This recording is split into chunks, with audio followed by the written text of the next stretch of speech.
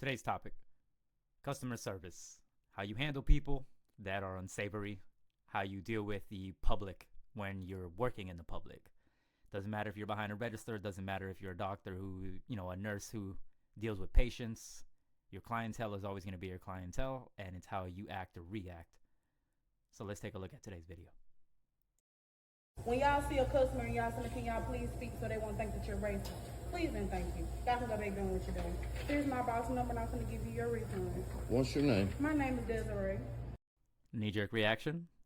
She got a little spicy attitude on her. I don't know what's going to happen. Is it justified or is she just, I don't know. We'll see. I'm not going to write on a piece of paper. You can remember that. I want last name too. You ain't getting no last name. You're going to get what you get. All right. If you more than what you go eat somewhere else. Oh, I know I can go somewhere else. That's my right. Thank you. That's my right as a citizen. It sure is your right as a citizen, but it's not your right to be calling people racist just because they don't know how to work the register. They don't. Facts. All right, I already like Desiree, but let's keep going. Let's keep going. Man. Don't even know how to make a taco. No, they don't know how to make a taco. This is their second day. They don't know how to make a taco. Well, they shouldn't even be working. Well, I guess people supposed to know how to wrap a taco in 24 hours. Have a good day, man. Have a good day, man. People are so fucking. Oh, these little microaggressions are funny.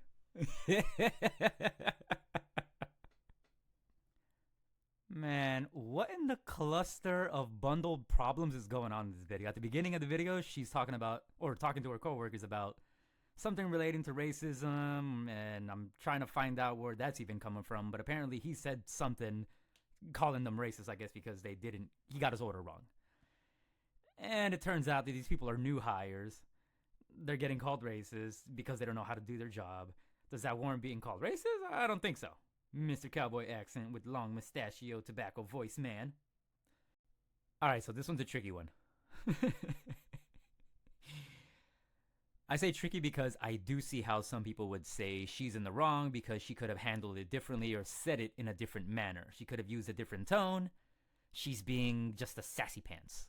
I see it too. I mean, at the beginning I was like, she's a little spicy.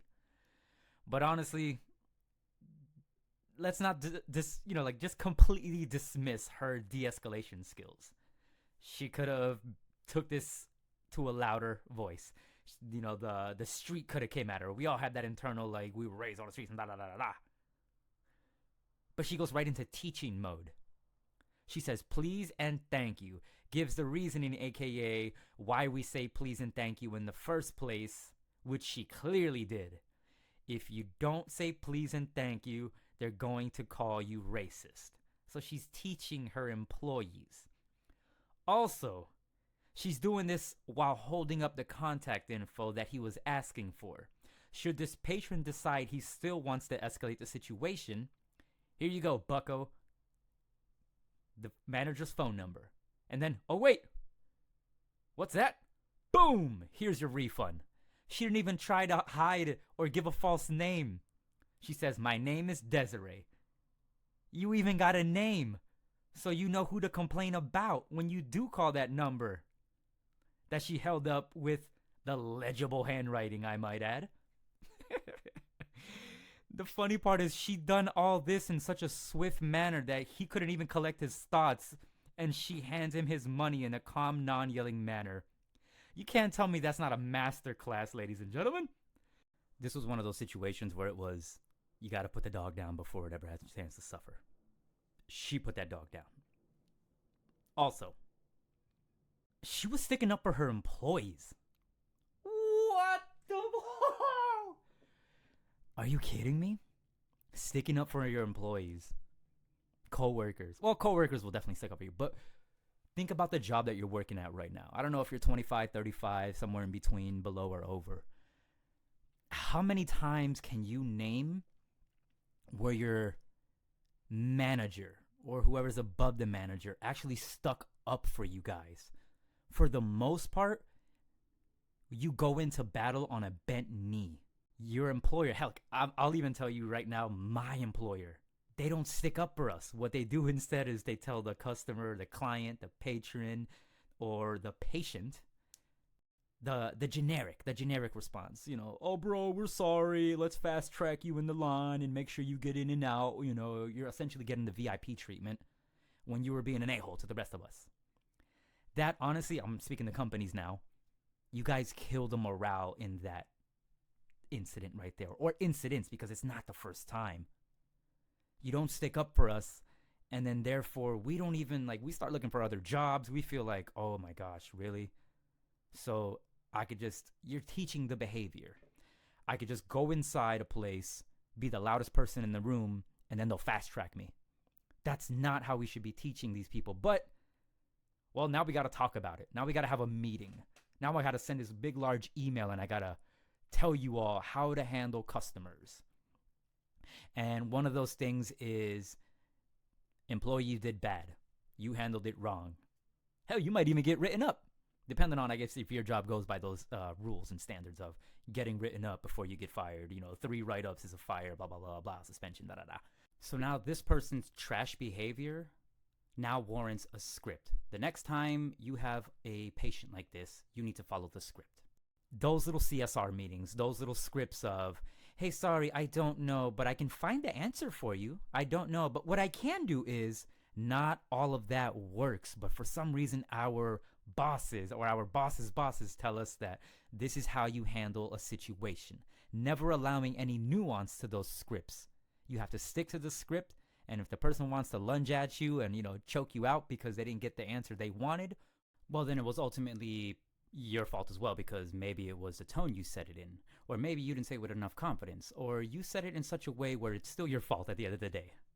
That is horrible. That is going to make people leave the job. And I hate to be one who says these little buzzwords, but that honestly is a toxic work environment, just because you don't even want to go back.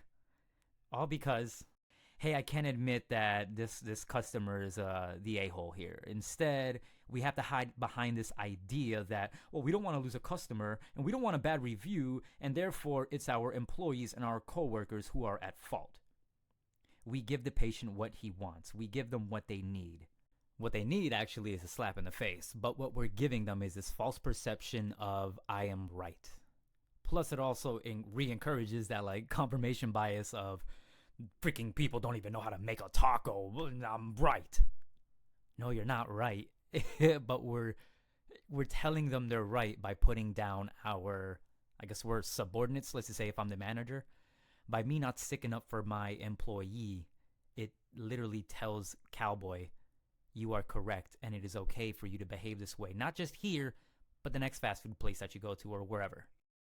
OP, you were told that he's currently on his second day. We don't know if that's his second day of an 8-hour shift. We don't know if it's a 6-hour shift or if it's a 12-hour shift. All we know is this is his second time clocking in. The moment you were told that, you should have backed down and been way more understanding of the situation. I don't even care if you don't want to apologize because you're mad right now in the moment. It's just, you need to be more understanding. Remember when you were new at school or just new at something, you didn't know stuff because you were still in that learning process. But instead the response was, well, then he shouldn't be working. So now I'm puzzled. Let's go with the analogy of a register. I told you this was within 24 hours. This is the first time I'm in front of a register. It's just a bunch of buttons to me, the same way the keys on a computer are. I can tell you right out off the top of my head, I will always remember it as Cordyup, Asdif Jackal, and Zux Vin Bunham. That's how I remember the home row keys and how the layout of the keyboard is. Now, ask me if I sometimes take my hands off the home row keys to find out where, certain letters are. The answer, I promise you, is yes. I've been having a computer in front of me since, we'll say the 90s. I'm not giving away my age. He don't even know half the buttons. The habit or routine has not been learned yet. Going back to the taco guy. So the habit of him putting the taco here, and then the meat, and then the lettuce, and then the cheese, or however it is that they make a taco at that certain place. He does not know how to make the taco yet. Cut him some slack. What in the... I need experience, so you should hire me. Well, Sorry, they shouldn't buddy. even be working. You should already have that experience, so I can't hire you. Okay, well then maybe you should hire me, and that way I can get experience. Sorry, buddy, you need experience. It's an unfortunate truth, but this is how the world runs, and it's been running like that for a while. It's not going to stop anytime soon, and I don't care if you're a teenager, a preteen looking for their first job, or if you got a diploma or a degree or some type of document that says you know what you're doing. Everybody knows experience is king.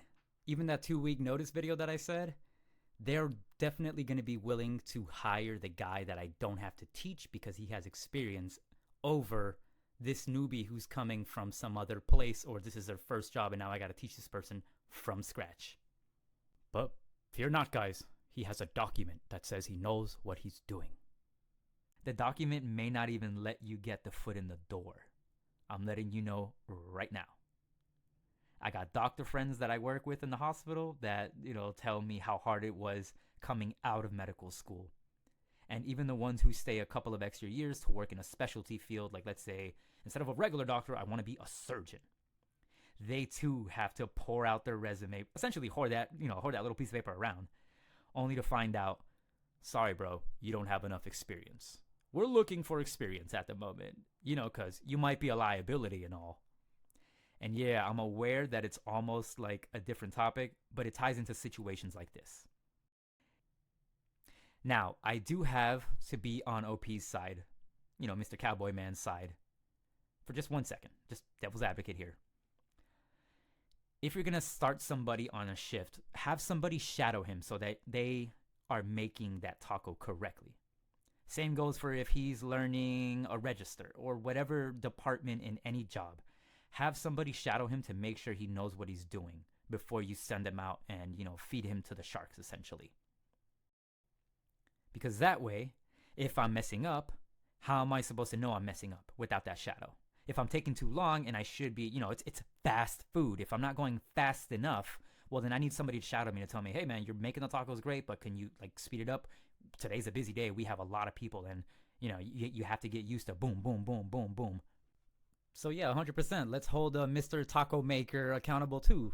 Let's hold the company, accountable, because if he's not ready, why are you guys even throwing him on a shift by himself? Or if he is being shadowed, that shadower needs to, have a talking to. Because how's homeboy making the tacos wrong and you're just not saying anything? Now, that being said, OP still went the wrong way about it. Not understanding, calling people racist for some reason, being told what the situation was and still doubling down. In the words of Joey Swole, you need to do better. Desiree, it sucks that it happened to you. You're our customer service spirit animal at the moment, and the type of manager and coworker we've all been asking for. You stick up for us. It's my second day on the job, and you're telling this person, thank you, and have a nice day.